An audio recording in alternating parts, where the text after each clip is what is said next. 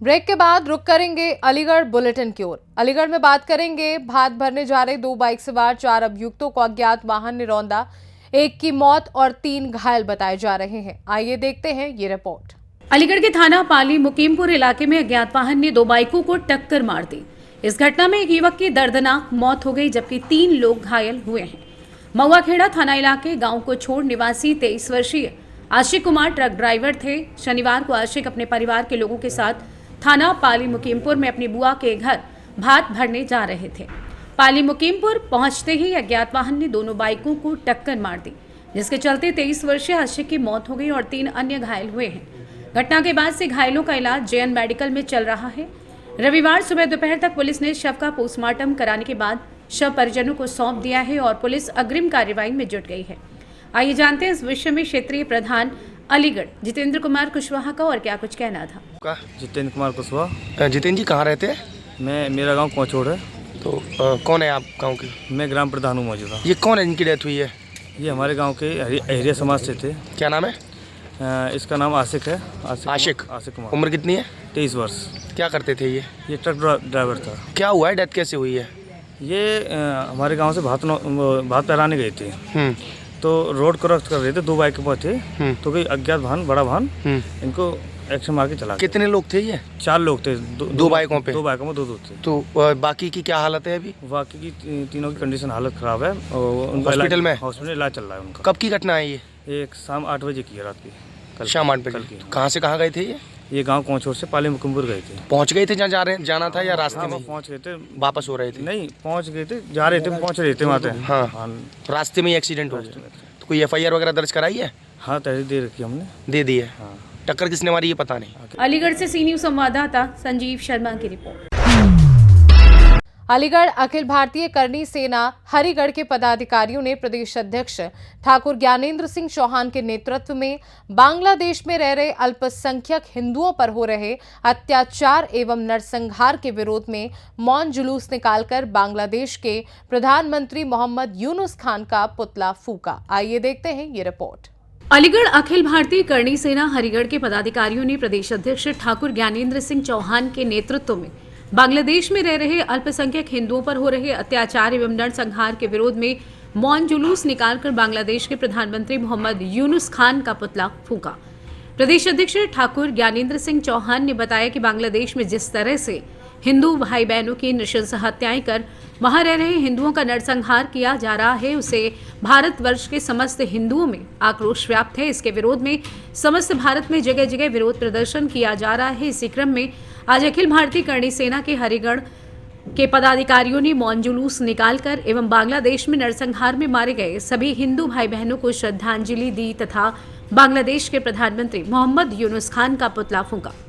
प्रदेश अध्यक्ष ठाकुर ज्ञानेंद्र सिंह चौहान ने बताया कि जिस तरह से बांग्लादेश में बहन बेटियों के साथ अभद्रता कर उनकी हत्या की जा रही है, ये कदापि बर्दाश्त नहीं किया जाएगा। वहीं प्रदेश अध्यक्ष ने बांग्लादेश सरकार को चेतावनी देते हुए कहा कि यदि शीघ्र ही बांग्लादेश में हिंदुओं का नरसंहार न रुका तो भारतवर्ष का प्रत्येक हिंदू संगठित होकर यहाँ भारत में रह रहे रोहिंग्याओं को मारकर ईंट का जवाब पत्थर से देंगे और खून के बदले खून की कहावत को चरितार्थ करेंगे।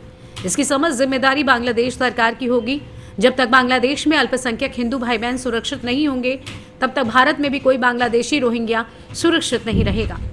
वहीं प्रदर्शन करने वालों में प्रदेश उपाध्यक्ष विकास दीक्षित, जिला संगठन महामंत्री राजेंद्र मोहन शर्मा, प्रदेश उपाध्यक्ष युवा शक्ति वीरू भदौरिया, महानगर अध्यक्ष भास्कर अग्रवाल, निगम पार्षद राकेश ठाकुर, महानगर अध्यक्ष युवा शक्ति आलेख सैनी, उमेश कुमार सिंह, भारती गौतम, पूजा सेंगर, सुगंधी वाजपेयी, पूनम सिंह, कामिनी तोमर, गौरी वाजपेयी, राधा रानी, ज्ञानेंद्र मिश्रा, प्रद्युम्न सेंगर, VP सिंह, BB राघव, अभिषेक चौहान, संदीप राघव, विवेक यादव, प्रशांत सिसोदिया, गिरीश सिंह सहित बड़ी संख्या में करणी सैनिक उपस्थित रहे। आइए जानते हैं इस विषय में पदाधिकारियों का और क्या कुछ कहना था।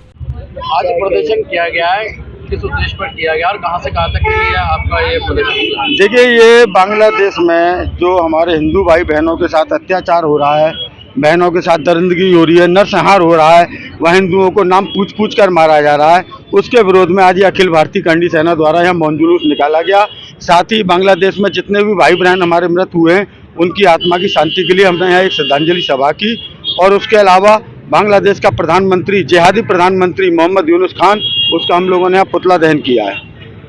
इस तरह की नारेबाजी भी की गई है और क्या ज्ञापन भी दिया है? देखिए, ज्ञापन हम पूर्व में दे चुके हैं, अलीगढ़ प्रशासन को हम चेतावनी भी दे चुके हैं और हमने ये मांग की थी कि भारत में जितने भी, अलीगढ़ में जितने भी रोहिंग्या रह रहे हैं उनको प्रशासन स्वयं बाहर निकाल दे, अन्यथा की स्थिति में यहाँ का समस्त हिंदू समाज संगठित होकर, अखिल भारतीय करनी सेना का प्रत्येक करनी सैनिक संगठित होकर हम स्वयं उनको ढूंढेंगे और चुन चुनकर मारेंगे, भगाएंगे नहीं, मारेंगे। आपने भारत सरकार से कोई अपील की है इसकी? जी, भारत सरकार से हम आज से 3 महीने पहले ज्ञापन के माध्यम से अपील कर चुके हैं, लेकिन उस पर कोई भी कार्रवाई किसी तरह की अमल में नहीं लाई गई है। क्या नाम है आपका और आज जो प्रदर्शन निकाला गया है वो किस उद्देश्य में निकाला गया है? दीपक शर्मा आजाद। देखिए, बांग्लादेश के अंदर जो हमारी हिंदू माँ बहन बेटियों के साथ में बलात्कार हो रहे हैं, अत्याचार किया जा रहा है, बांग्लादेश के अंदर हिंदू युवाओं पे कत्लेआम किए जा रहे हैं, उसको लेकर आज एसएमबी इंटर कॉलेज से अखिल भारतीय करनी सेना के द्वारा जो है मौन श्रद्धांजलि उनको दी गई है और बांग्लादेश के प्रधानमंत्री का पुतला फूंककर उनको सीधी चेतावनी देने का काम किया गया है।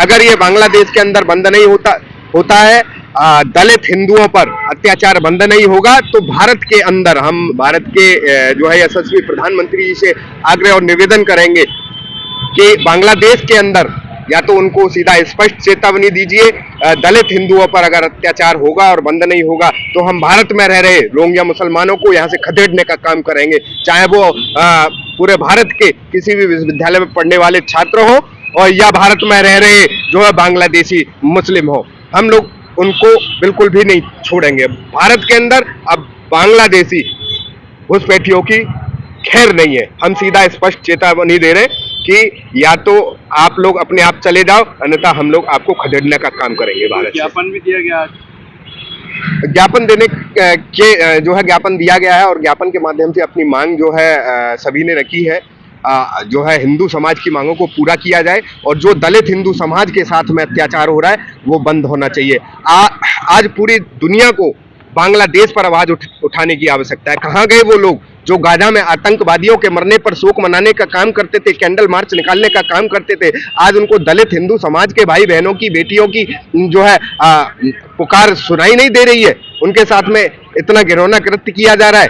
शर्म आनी चाहिए उन लोगों को जो लोग गाजा में आतंकियों के मरने पर जो है शोक जताने का काम करते हैं। अलीगढ़ से सी न्यूज संवाददाता संजीव शर्मा की रिपोर्ट।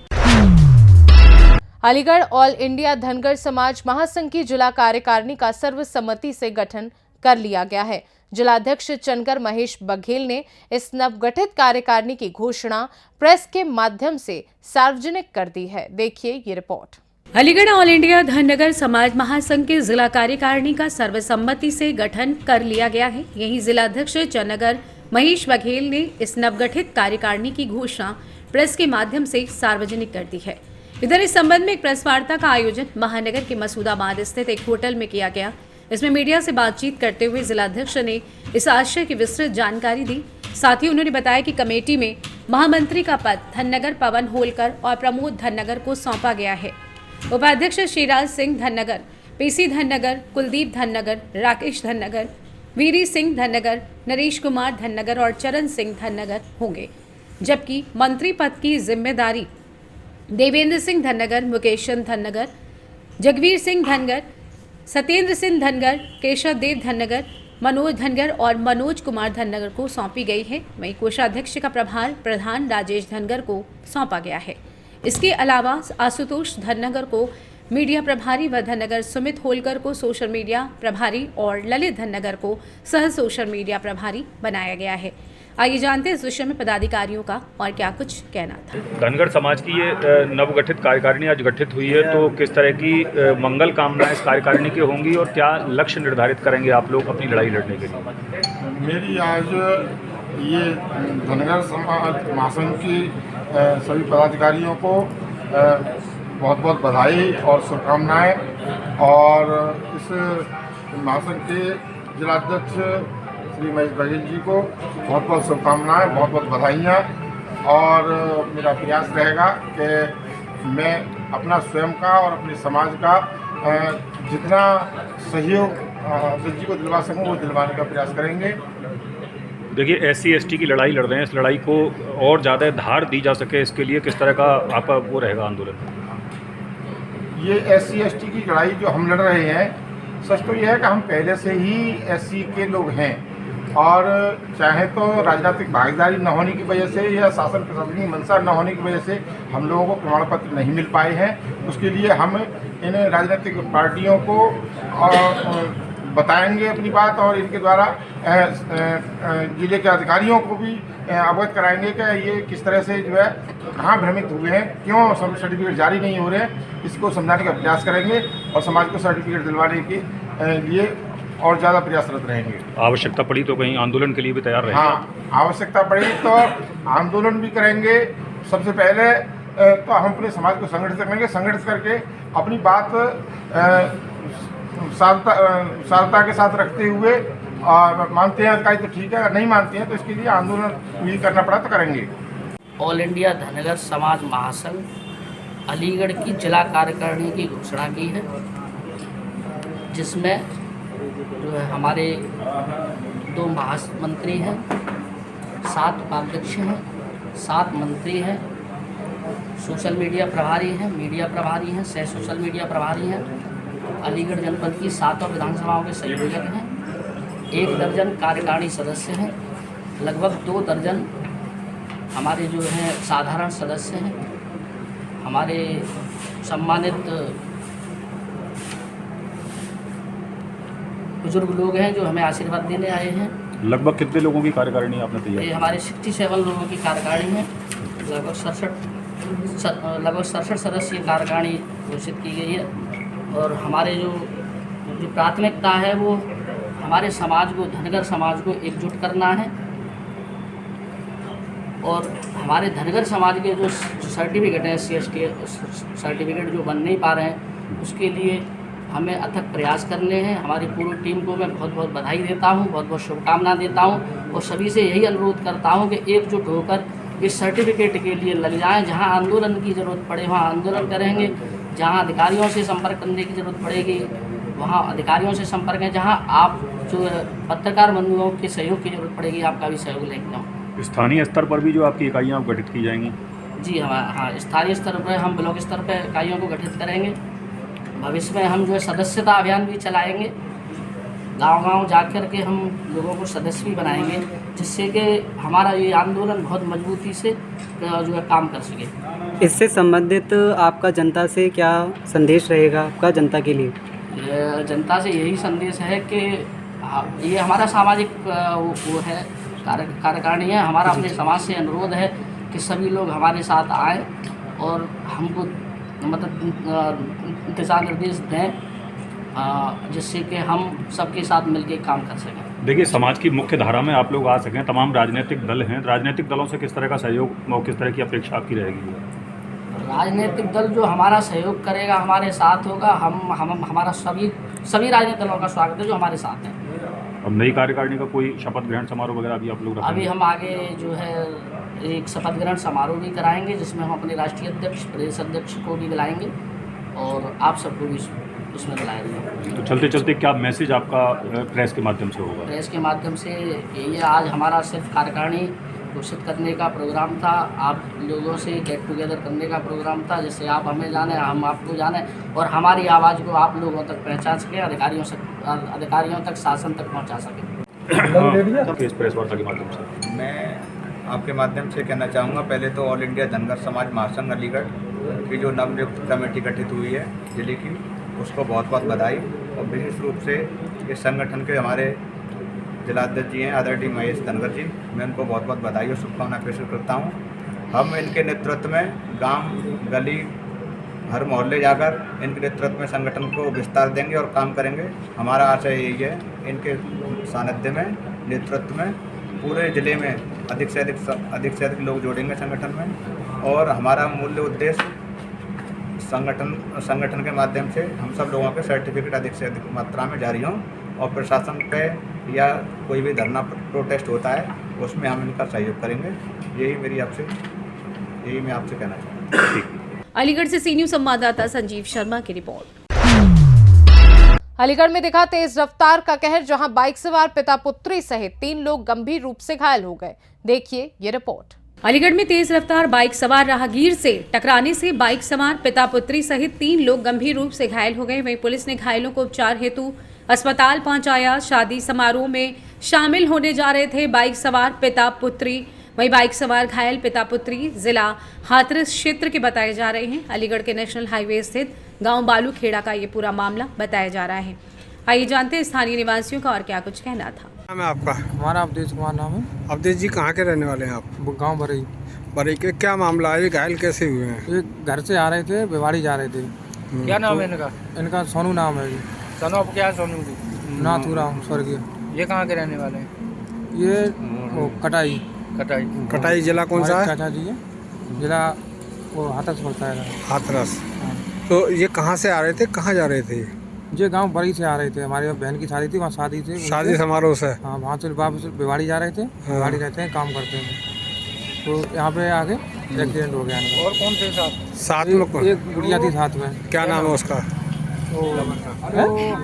तान्या। तान्या। तान्या किनकी? इन्हीं की बेटी है? कौन है? इनकी बेटी, हमारे चाचा जी बेटी है इनकी। तो ये दोनों घायल हुए हैं? हाँ जी। कहाँ पर घायल हुए हैं? यही पोलो के खेरे के पास। खेरे नानसी के। किससे एक्सीडेंट हुआ है? कोई रोड क्रॉस कर रहे थे, उनको वो एकदम वापसी मुड़ बैठे, वो एक्सीडेंट हो गया। रोड क्रॉस करते समय किसी आदमी से टकरा गए? हाँ जी। तो घायल हो गए, इनका इलाज कराने के लिए कहाँ ले गए थे आप?